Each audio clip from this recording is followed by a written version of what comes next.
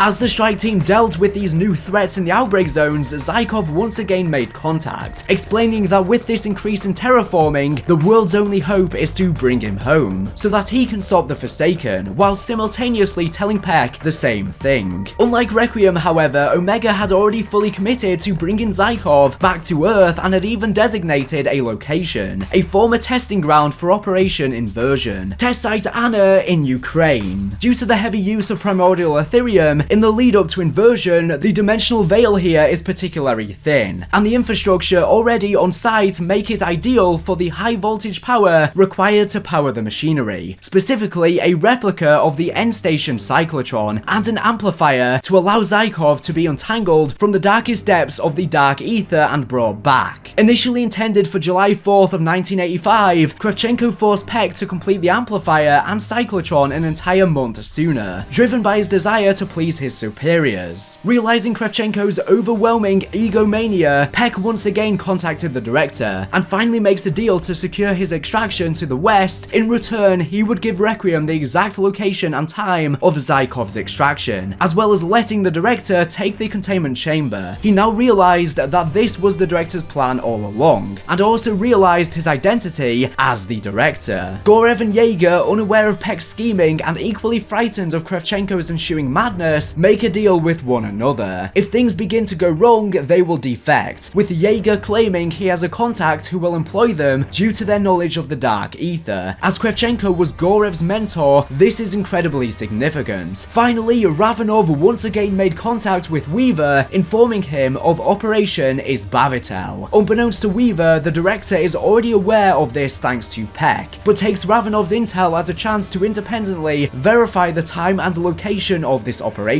With all his pieces now in play, the director is finally ready to proceed with Operation First Domino. In the early hours of June 4th, 1985, the strike team infiltrates the site, aided not by Raptor 1 this time, but by a portal from Sam, still in Block 8. As they make their way through the base, they find it noticeably empty, and already crawling with undead. In an effort to start the cyclotron and amplifier to free Zykov, an outbreak was caused, though this was seemingly of no real care or consequence to Kravchenko. This is Dr. William Peck. It is the 4th of June, 1985, 9:32 a.m. This is test number 8 for dimensional extraction. Must you start with that every single record? Oh, deja vu all over again. All teams are in position, ready to proceed. Colonel. Activating resonator. Beginning magnetic amplification. Well, what does it show? Dimensional barrier identified. Proceeding with scan. Barrier membrane is fluctuating. Increase voltage output by 10. Anything? We're picking up something. I'm just not sure what. It's him. I know it. We can't be sure. Increasing voltage output by 20. By 20? What, are you insane? Don't you dare. Damn it! Captain, get your men into position. I want the threat neutralized now.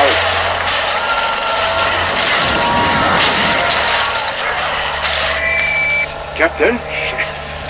Shit. Redirecting a line. Proceeding with second scan. Wait, what are you doing? We need to close that gateway immediately. We will do no such thing. Ethereum levels are spiking across the facility. Your men... My men are loyal to Omega. We were the first. We are the last. That portal does not close. Not until we have Zykov. Ending the facility lockdown, the strike team reached the observation tower just in time to see Zykov's arrival, who thanked them for setting him free. My friends, you did it. You brought me home. I have long awaited this day to take what is mine. Unfortunately for everyone, both Requiem and Omega have been manipulated, just as Valentina was before them, and Zykov was in reality the Forsaken. Valentina's father, who she believed had been guiding her throughout her life, was actually the Forsaken, and we had been similarly manipulated. He had also tried to manipulate many others prior, but unfortunately was unsuccessful. He lets the strike team know that he had been aiding them with mended perk machines, the Pack-a-Punch crafting tables and power-ups all along so that they would eventually be able to free him. He was the demonic voice we heard speaking to us all along. Importantly though, Kazimir Zykov was not just another stolen identity. When he arrived in the Dark Ether, he really was Kazimir Zykov, but the centuries he spent inside fundamentally changed him. As he transformed, he explained that the 40 years in the outside world were 4 centuries in the Dark Ether, and during that time he was guided by nothing but the will to survive, killing and consuming everything in his way until there was nothing left, in turn absorbing everyone's powers, becoming the hierarchical lord of the Dark Ether. Having sacrificed himself back when he was still a human to close the cyclotron, as a soldier in what was called the War to End All Wars, World War II, he was truly disgusted to see the world once again fall to conflicts he saw as pathetic, especially as during this time he had ended the wars of the Elder Gods of the Dark Ether by force and consumed them, and brought his order to the once chaotic place. Now he plans to do the same to the outside world. Just as the Forsaken begins to cause a huge outbreak, Sam teleports to the base, saying she knows what she has to do. She begins to fight the Forsaken, keeping him distracted, but urges the strike team to get to her as soon as possible. As this happens, Gorev and Jaeger, circling the facility in their helicopter, notice the explosion. They hear Kravchenko on the radio asking them for help, but Jaeger convinces Gorev that they flee instead, knowing now that Omega Group is done for and the Soviet Union will likely kill or exile them for their failure. Mein Gott, if that is what I think it is, things have gone very poorly. It would seem your prediction was correct. That is the Forsaken noticeably absent from his cage. Goryev! Jaeger? Where are you? Wait, do not answer. Not yet. I must respond, Jaeger. I think not, mein Freund. Goryev, I need reinforcements. Listen to me. Answering makes us part of this. As it stands right now, we could still be back at the base, oblivious to what has transpired here. Ah, I see. Maybe the phase consumed the complex. Communications went down, yeah? Exactly. Let the failure fall to him, and him alone. I think it's time we made our exit. As the team move through the now terraformed base, the Requiem staff say their only real option is to construct an Ethereum neutralizer, as the path to Sam and the Forsaken is completely blocked by the phase. Thankfully, in the time since the burned blueprint of it was recovered in Operation Excision, Strauss had his time to refine it to such a degree that it can be constructed in an emergency, if the right materials are found by the strike team. In order to get the fuel for the neutralizer, however, they would need something powerful enough to shatter the giant Ethereum crystals now found throughout the facility. Luckily, someone in the Dark Ether is now taking a great interest in the strike team. Though we know little about him, an entity lives within the Dark Ether known as Sparagmus, and he is zealous in his belief in the Old Ones, the beings who ruled over the Dark Ether before being killed and consumed by the Forsaken. Back when the Dark Ether was a much more chaotic place, not only this, but Sparagmus's disciples were also brought into the Forsaken's army.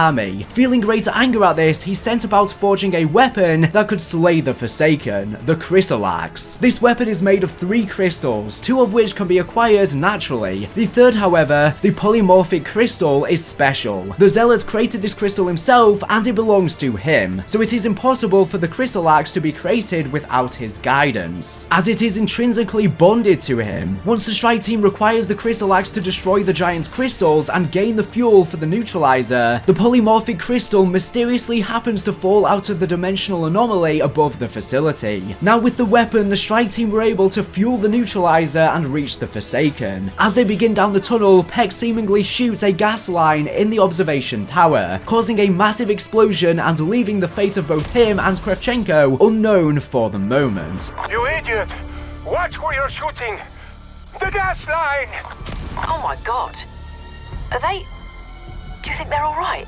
Can't say they didn't get what they deserve, but damn. And thus ended the tale of Tweedledee and Tweedledum. Fucking fool.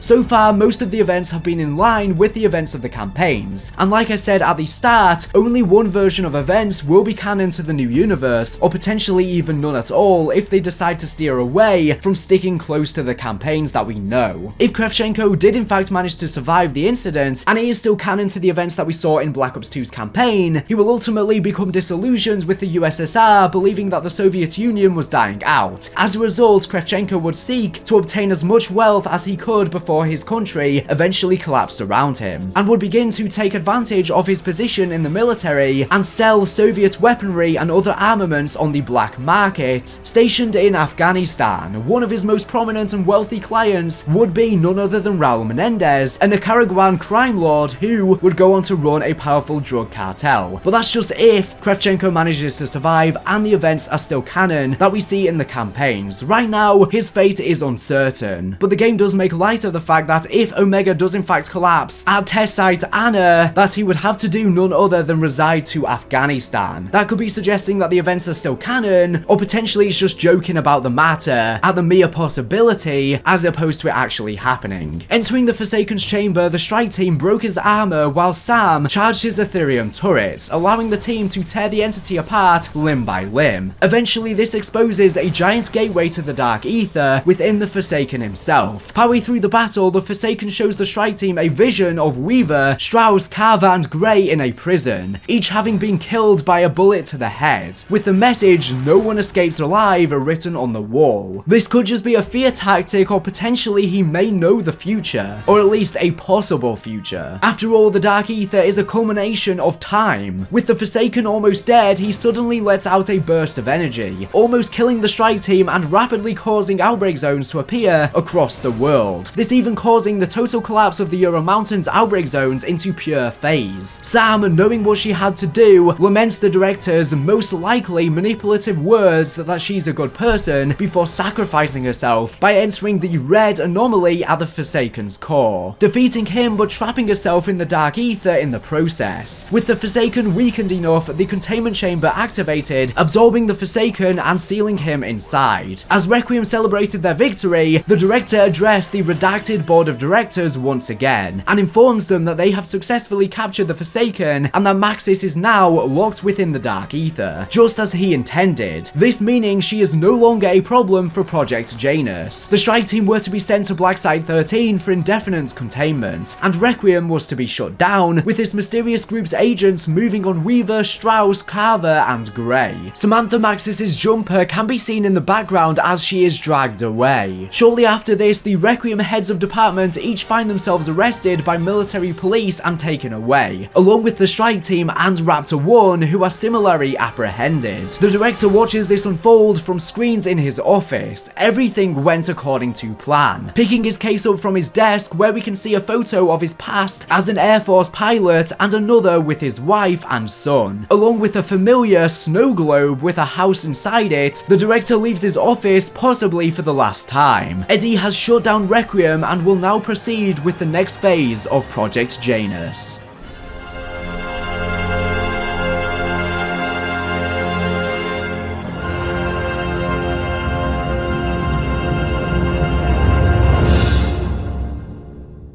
Five years later, in 1990, a hooded man approaches a Japanese fisherman and requests to rent a boat to a place off the island's nation's eastern coast. When the fisherman says that there is nothing there and asks what he is looking for, Peck, now severely burned but still alive, responds that he's searching for some old friends, referring to Weaver, Strauss, Carver, and Gray. It's likely that he wants to travel to the spot in the Pacific Ocean where the Operation Inversion warheads laid. The walls between the world and the Dark Ether may be weakened here. What is it you're looking for?